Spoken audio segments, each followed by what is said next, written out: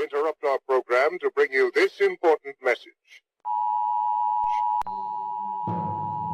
Yo, it's Remember the Show. Slick with the flows, where the sparring can go.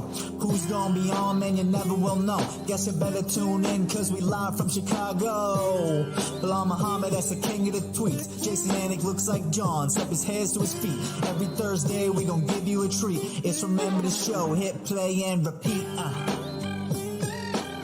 And retweet, and retweet, and retweet. And retweet, it's Remember the Show, hit play and repeat.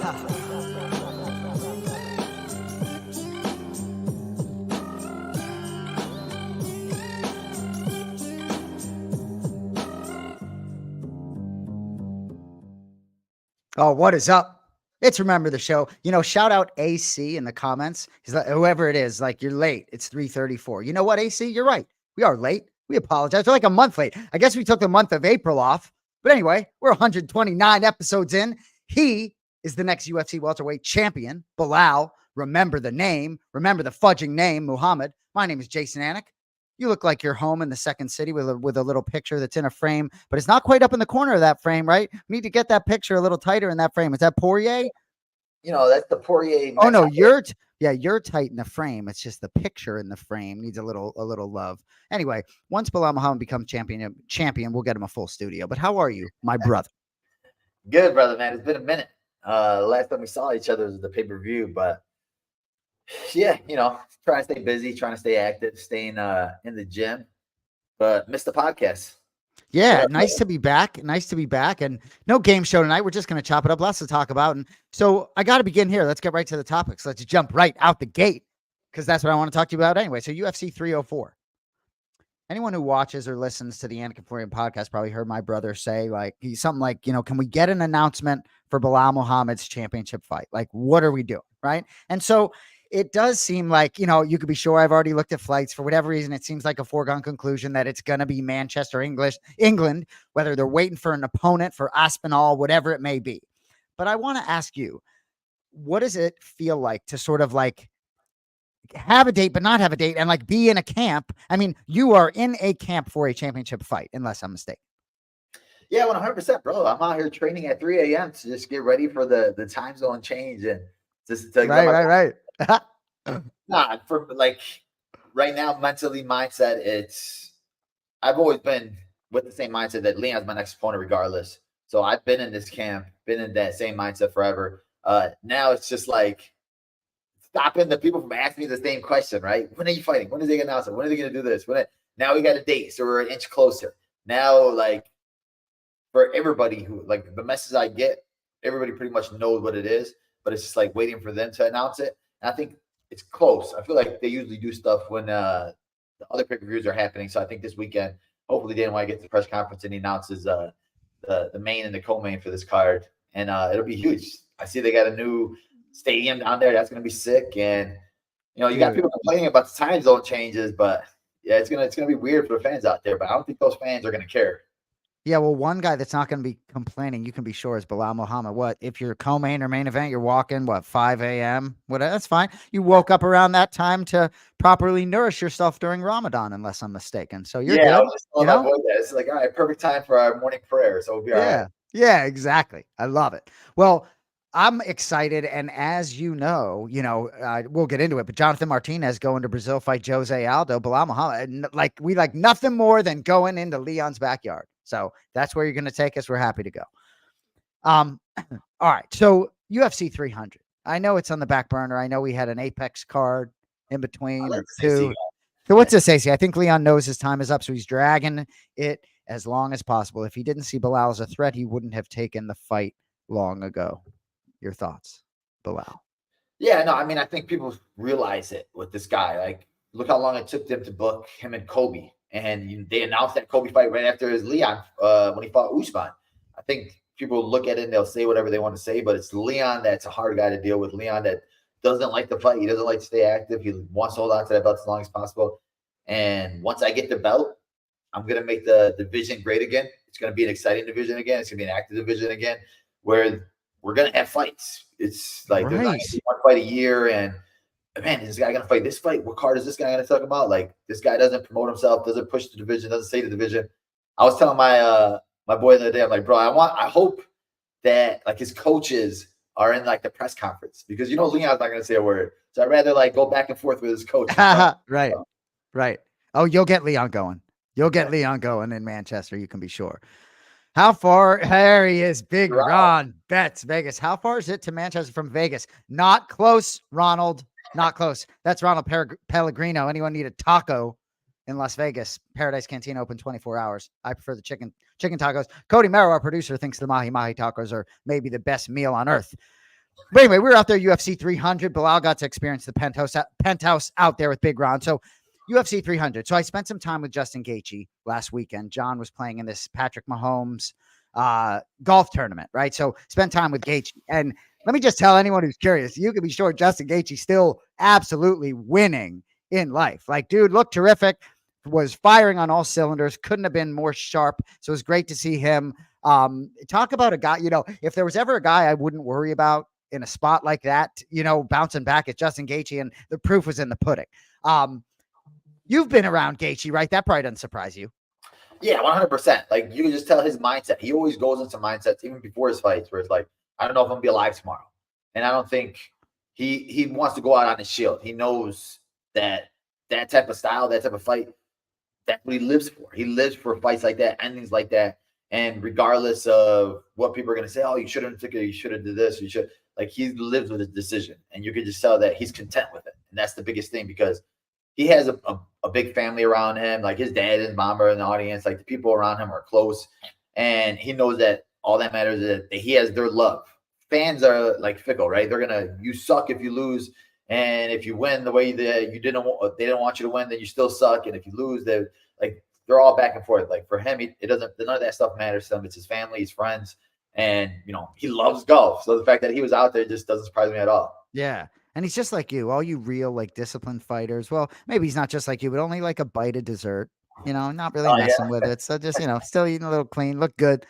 But anyway, it's good to see him. But so Max Holloway, I mean, is that the best? Is that the greatest knockout of all time? I mean, I know it's recent. That's it. That's the one, right? Isn't that the one? The way it happened, that was so sick. And like, he fought the perfect fight. Like, people were looking at him and nobody was giving him a chance. And it was like, bro, he fought so intelligently with his boxing, with his distance, didn't get into firefights with him early. Then that 10 seconds left, I was like, bro, no way he's really about to do that. And I had his manager like sitting behind me, and he was just like, and his manager and his wife, and they were like, oh, please don't tell me he's going to do it. Please don't tell me he's going to do it. And then when he did it, they were just like, no. Yeah. And then also, you win like that. It's crazy. But, I love both guys, right? They're both the nicest guys in the world. It's so cool. But yeah, to see the ending like that, it was so epic for a guy like Max Holloway, who now he can do whatever he wants, right? Like, Gaethje was number one for the next in line for the lightweight title. So why can't Max be next in line for the lightweight title? And exactly. Ilya and Topuria going back and forth. That's going to be a fun fight. And then you got McGregor and Chandler. Like, if McGregor wins, I'm sure he would want to go against Max for that BMF belt. So, like, there's a lot of stuff that Max can do right now, and he's sitting pretty. Well put. This sport, it's just unbelievable how you think about Max Holloway almost like an afterthought at 145 after losing 3 times to Volk. Whereas for me, as impressive as Topuria is, what a beautiful test that would be. Like, can we make that happen, please, in Spain in 2024? Oh, man, that would be epic. And when you're looking at it stylistically, it's like, bro, I think Max is a bad matchup for him. Like, he has great boxing, high volume. And for Topuria, it's like size, Yeah, size. And then you had that confidence of just knocking out a guy like Justin Gaethje. So, and back before that, he knocked out Korean Zombie. So I think people are sleeping on how hard he's been hitting recently. And I think he said he's been doing like a new strength program. But yeah, it's working. So I've heard people sort of talk about Max's ability to sort of maximize at 155 in a way maybe he can't at 145. Any thoughts on that physically? Bro, he's huge. When I used to see him, when he stands next to me, he's big. But I think I just listened to Joe Rogan where he said that before he would like walk around super heavy. He would get huge when he would be a 45er. And I think he said he used to walk around like 180, 190. But now he's keeping it light. I think his wife cooks for him all the time now. So like he's maintaining being lighter now. And he's only 31 years old. So like you can see him, maturing as a fighter too. I tell these young guys that are in the gym with me now where these guys will get so big outside of camp. And then camp comes and it's like, it's not really a camp because the first 3 or 4 weeks, you have to lose that weight. So you're training super heavy. Your body's not feeling it because now we have to turn up. And, you're cutting your calories in half because you got to lose 20, 30 pounds. And it's like, you don't have no energy. You don't have this. You don't have that. And you're not getting paid the millions of dollars that Max Holloway is getting paid. So you don't have the luxury of just eating McDonald's after practices. So I tell these guys, you got to start being disciplined now all year round. Like, train like an athlete. Like, we're athletes.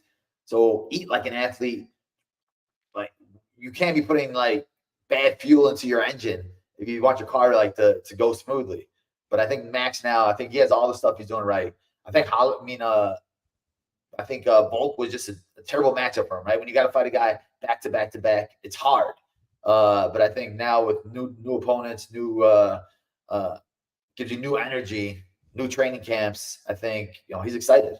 I love it. Max, one guy I have not met. However, at right after weight cut, you can be sure he thought I was John. Came right up to me. John had just introduced him. He came right up to me. Big hug, Max. I'm happy to give you a big hug, Max. I'm not gonna get into any conversation about you thinking I'm someone else though. Right after weight cut, that's the last time I want to mess with guys. I'll just give you a hug. If you think I'm someone else, it's all good. You know what I mean? The brain might not be right, But it's funny. I saw Cody Garbrandt, and I had seen him a few months back. Right before one of his fights, and I had been I was like, nice to meet you. And he looked at me like, nice to fucking meet you. I've told this story on the show, but so he and I connected and he remembered that. So that was pretty funny. But funny story. Like, literally, I think it was 2 years ago. Me and Lou were just in Vegas or something. And we were walking on the strip and we saw Max, and I had a Bears jersey on, and he walks past and he's like, dude, he told Lou, he's like, bro, you let this guy come out wearing a trash bag? And I was like, and then it hit me. I was like, bro, you're talking about that? Dude, what's wrong with you? Now we got the number 1 pick, so we ain't wearing trash bags no more, Max. No. Caleb Williams, number 1 pick. Drake May, number 3 pick for the New England Patriots. I think the guy in the middle, Jaden Daniels, may be the guy, but who knows? We're not going to talk NFL for all you MMA heads who really might not like the National Football League. I understand, like Joe Rogan. I get it. We'll move on. Jamal Hill, Sweet Dreams Hill. And you know what I'll say quickly, too? So he's fighting Khalil Roundtree at 303, and we'll get to that. But so I spent time with Khalil Roundtree. He was playing in this golf tournament as well. Oh, great guy. Great to get to know Khalil Roundtree. And I'm sure if he had his shirt off, I would have been like, geez. But, man, he's not as big as Jamal Hill. Yeah. Oh, really? I mean, dude, Jamal Hill is a tall man, compared to Khalil Roundtree. No, it's just interesting to be sort of up close, having spent time with Jamal. Jamal is a big boy. No disrespect to Khalil Roundtree, but I noticed that size difference. Was Khalil a good golfer at all? I guess he's getting good. You know what I mean? He's playing 3-4 times a week, and got to practice. That's a good question. John, I guess, putted pretty well that day. But I don't know how well John played. I think some ups and downs. I don't know. They weren't in the same group. They were both celebrities. They were both celebrities, apparently. Oh, but funny story about John's celebrity, right? Because we all know John might not be a real celebrity. So his caddy on the practice round, they're playing a practice round. He's with some random guys, some other guys that are playing in the tournament. And the caddy says to John, so who's the celebrity in your group? And John's like, yeah, I hate to break it to you. It's fucking me, it's me. Sorry for all the guys. It's me, But anyway, I said to John, I was like, you just got to be someone who people enjoy spending time with. You don't have to play well. Just be someone they enjoy your company. Just be the guy in the room. One celebrity and one celebrity in each group. Yeah. So okay. Exactly. And standard DC didn't show. Oh, yeah. Not trying to harp on my boy DC, but no, come on, DC. I guess he was a little under the weather on the broadcast. He talked about himself being the Michael Jordan of broadcasting. Apparently, it was like his flu game. Really? Anyway, yeah. All right, Jamal Hill, though. So right back on the horse, I guess International Fight Week, so it's June 29th. He's not going to be playing basketball this International Fight Week, huh? But isn't it amazing? You tear your Achilles, and then, a year later in your second octagon walk. Unbelievable, huh? Bro, it's crazy. This guy's literally going to have 2 fights in less than a year. When people said, oh, man, he's going to be out for sure a year. I'm sitting next to McCaffrey at the fights, and I was just telling him, he tore his Achilles recently. And he's like, wait, in NFL, you're not even supposed to be moving less than a year, let alone playing a game. And, to see the fact that he's willing to step right back in there after getting knocked out, it just shows you there's a different motivation, right? When you lose a fight, and especially when you think you just got caught. And I think Jamal just has that mindset. I just got caught. Like right after my fight with Luque, when I lost, I had to text message my phone and text my man, give me a fight next. Give me a fight. I'm good. You don't feel anything, right? Like there's nothing on the outside physically where you're like, oh man, I'm hurt here, or this hurts, or that hurts. It's just like, bro, it just happened. So it's just like a switch. So I think for Jamal, now is the point where you got to be smarter, right? Especially because you're hopping right back into a camp. So you don't want to be taking hard shots, hard sparring right away right now because you're just out. So I think he just needs to have a smart training camp, doing the right things. I think more drilling, more timing. But he says he felt great in that fight. I mean, he was doing well up until the point where he got caught. And then everybody's going back to that point of the pause in between, right? And when you see people pausing it, and Chael did a breakdown of how Pereira got the outside foot on the outside of him. And it's like a little slick move that he used, and even stepped on his foot on the outside when he caught him with that hook. But only Jamal could just tell how he felt in there, how his body felt, how his Achilles felt. And I'm just hoping that he's not just rushing back into it. You know, and I have to say, I know Jamal reached out to John and Joe and had some conversations. It did feel to me, I'm not taking nothing away from Poetan, but it did feel to me like a little bit fluky in the sense that it was like a weird pause in the action. And I know you always got to be ready and all that, but it was like, all right, you good? You go. Oh, all right. And then he's knocked the fuck out. Like, whoa, you know? And I don't know, man. It felt kind of like a little fluky to me. I'm not taking anything away from Pereira. No, I mean, bro, people don't understand how some of these games you get thrown off so easily, right? Like even when I'm walking out to the fight, like you're in the zone and you see something random in the audience, it can throw you off. I've seen it in fights where honestly, like I have like, you know, paranoia where I think fighters do stuff on purpose to get paused in the action, right? When Masvidal came out when he fought Darren Till, right? He fought Darren Till in his hometown. He came out right away, super hard low blow. And I always tell myself, but I tell people around, like he did it on purpose. I feel like he did it on purpose to steal the rhythm, steal the momentum of it, and it just throws off your game because you're not expecting something like that to happen. And I'm sure, I mean, Poetan didn't expect to get low blowed or whatever, like that pause in action, but that pause in action could throw you off. There's moments we've seen in fights where guys will throw a low blow in the third round when you know they're tired, so they're hoping they'll throw it out there or poke a guy in the eye on purpose to get that little break. And it'll stop your momentum, stop my momentum. Same way with NBA, right? Where teams are on a run and you call a timeout. That stops their whole their run, their fluidity, what they were trying to do, what their mindset was. For Jamal, he had a good rhythm of keeping that distance, jabbing, moving back, jabbing sideways, jabbing laterals, jabbing this, and all of a sudden just slight pause in the action. You're assuming that there's going to be a little break and you'll get your timing and distance back, but he presses it off. So you're like, oh, okay, we're right back here again. So where was I again? And all of a sudden, crap. Yeah. No matter how much I love Jamal, I gotta, you know, the Poetan just, I mean, pretty smooth. Gotta say. All right, moving on. George Masvidal, you were just talking about him. Man, I wish you would have fought him at some point, but maybe he's gonna, you know, I didn't have time on this one, Cody, that much. Cody said maybe he's coming back to the UFC. I heard, I guess this week, what he said, he made $5 million on short notice to face Usman at UFC 251. That'll work. Imagine how much Volk just made to face Islam there, if that's the case. Anyway, I love Masvidal. Sign me up for whatever he's doing, him and Nate Diaz. But so what's going on? What have you heard about Masvidal? What are your thoughts? Yeah, I mean, I think him and Nate Diaz just did a big tour of going back and forth with each other. And I'm excited for that one because, you know, Masvidal was always that guy who's one of the best boxers in the UFC. So I think him going into boxing, maybe it rejuvenates you, kind of like Jose Aldo, right? Where he like retired from the UFC, but I think it was more so because he wanted to do boxing. And he was also one of the guys that was a good boxer. And you see him go into boxing, does well, and it like hypes you up to want to do MMA again. I think these guys are just naturally MMA fighters at heart. So I think for George, he's still putting it out there like, yeah, I would want to fight Justin Gaethje. I want to see that fight, him against Justin Gaethje for a BMF belt, or just in general to fight each other, or even him now fighting Max Holloway, where a fight we wouldn't have saw before, but for a BMF belt, that would be a fun one. I think Cody just put in the chat. So June 1st, the Forum in California. Is that the old LA Forum? Is that where that's being contested? Yeah. Dude, that's bananas, you know? June 1st. Yeah, Whoa. I'm going to be in LA. Someone hook it up. I'm going to be in LA. Yes, circumstantially, I'm going to be in LA. I got to go. Maybe John Anik. My wife is from LA. We're actually going. I'm actually going away, not for the Ultimate Fighting Championship. UFC going to be in Newark. I don't go to Newark unless Belal Muhammad's fighting. Okay, in your favorite state. All right. You know what? Let's get to some fights this week. What is it? UFC going to be more willing? Cody loves talking mess. Cody's on a roll today. Don't be afraid to hop in. Anyway, let's get to Bullies Picks.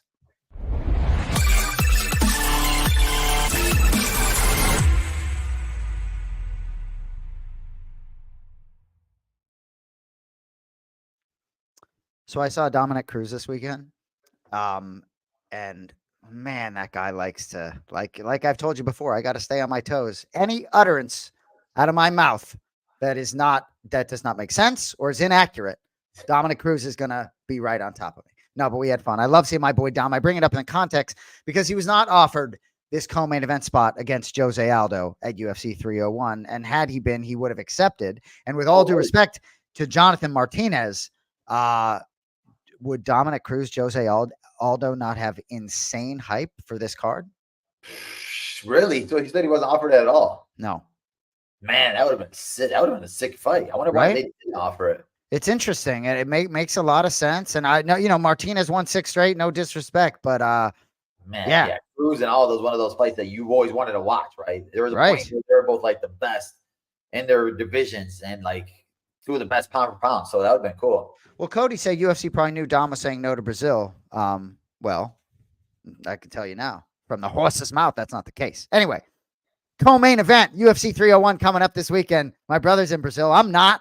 I would have liked to have gone to Brazil. I like these road shows, but I'm saving my international trip for Manchester. Maybe gonna try and fly in the front of the plane, because it's a business trip, isn't it, Bully? It's a business trip. You see that guy that won I don't think he won it, but he bought that United thing where you fly where you fly for life for like 200,000. Oh no! Yeah, he bought it. I think he bought it like 10 years ago or something. But it was like you fly unlimited for your life for it was like 250,000. And I think now they said it would have been as much as he flown. It was worth like 2.3 million. I bet. Back from him. Yeah, it's crazy. 250. I was like, bro, that was crazy. That was amazing. I tell you what, 250,000 with international flights. You add a couple people, couple kids, and forget it. All right, co-main event. We're just going to do a couple for you on Bullies Picks. Nice pink straw. What do we got going on? A little iced coffee? A little iced coffee. Trying to get hyped up before strength training. I won't be doing any strength training. I'll be doing some childcare this afternoon. Anyway. Yeah, we know. Yeah, don't you? All right. You know what I did today, Belal? You ever lay mulch? No. Yeah. I'm laying mulch on some of my dirt beds here. 40 bags of mulch. Cody, you probably know about mulch. How about that? It's pretty good out of me, right? And you know what I did? I was channeling my inner Belal Muhammad. I was like, I'm going to make this a training session. Once I pick up the bag and I drop it on the spot, I'm going to run back to the fudging car. Okay? Really? We're working hard out here. Yes, really. All right. Anyway, no one wants to hear this. So Jose Aldo lost to Merab. That was August 2022. Retired, inducted into the Hall of Fame. But, dude, prior to that Merab fight, I know y'all know this, but had won 3 straight against Rob Font, Pedro Munoz, Chito Vera. Jose Aldo doesn't necessarily look that young in the face, only 37 years old. Right there, if he's ready to fight. This guy, 37 years old. I was a little surprised at that. Jonathan Martinez, great chance for him to do what you're going to do in Manchester, go into the belly of the beast and win a big one. Maybe not a championship on the line, but I did say earlier he's quietly won 6 straight. None more impressive than the TKO over Adrian Yanez. That was October last year. I think this guy's ready for the big stage. I think he'll relish being the underdog. Slight favorite here. I think I last saw it. There it is, plus 124. Jose Aldo, minus 148 for Martinez. Can Martinez keep the momentum going, win his 7th straight, or is it Jose Aldo give this event, frankly, what it may need? Man, you can't pick against the king of Rio and Rio, right? I think for, like you said, Jose, where when you think about why he retired and, if he was getting beat up or was he done with, I think it was just more retirement just so he could do boxing. I don't think it was that. He wanted to just try other stuff. And, when you're getting so close to the title fight, especially at 135, I think it was a couple times where he was really close. If you would have beat Peter Yan, he would have probably got it. If you'd have beat Marlon Moraes, I think he would have got it. And even with this last one with Merab, I think those just they're getting frustrating, right? Because for him, he's been a champion for so long. I think just losing that fight is I'm in this business to be a champion. So You lose that, and you're like, all right, well, whatever. Let me go try something else. Let me do boxing. But I think he stayed in shape. He stayed active. He was winning at boxing. He was looking good at boxing. It's not like he looked old. And he's not like he was fighting super old guys. You know, I think he fought Jeremy Stevens too. He had some fun fights. But man, Jonathan Martinez, he's a beast. His low kicks, his calf kicks, he's finishing guys with kicks, beating guys like Adrian Yanez. But I don't think he's fought anybody like Jose. I don't think he's fought anybody that, bro. I think he has the best the best low kick defense in the UFC and takedown defense. Remember, Murad never even took him down. Yeah. I think that, bro, he's good everywhere, and his hands are good. And I think that he probably even gained a little bit more with his hands from doing that boxing training. So I think I'm gonna go with Jose here. I think stylistically, Jonathan's not gonna try to wrestle him. He's not gonna push him against the fence and hold him there. It's gonna be a striking match, and that's what Jose loves. He loves being striking matches. And I think that if Jonathan can't land those low kicks, because Jose checked the first couple of them and it hurts him a little bit, and you're like, all right, well, now it's just gonna be a straight up boxing match. I'm picking Jose every day of the week. I love it. Hearing John talk to Kenny about this fight this week, it's just when you talk to Kenny when he fought Jose, I think it was Jose Aldo's second fight in the UFC. Kenny fought him, you know. Kenny, what, 47 years old now? It's just nuts, you know. Jose just still going. I couldn't believe when I saw his age. He can do whatever he wants. Fascinating. You know, I ain't making a bick. Moving on to the main event. So Alexandre Pantoja minus 180, Steve Erceg plus 150, the flyweight champion who we actually got to do some work with on extra rounds. That guy, all business, huh, Bully? All business. I know, a little bit of a language barrier, but he looked like, like don't, I'm Red TV. Red TV, don't go up to Pantoja. You know what I mean? You might get put to sleep. But anyway, 1-5 straight, twice against Royval, Moreno in there, Alex Perez, which actually aged pretty well last weekend, and Manel Kopp. Great competition. Obviously can't say the same about Steve Erceg.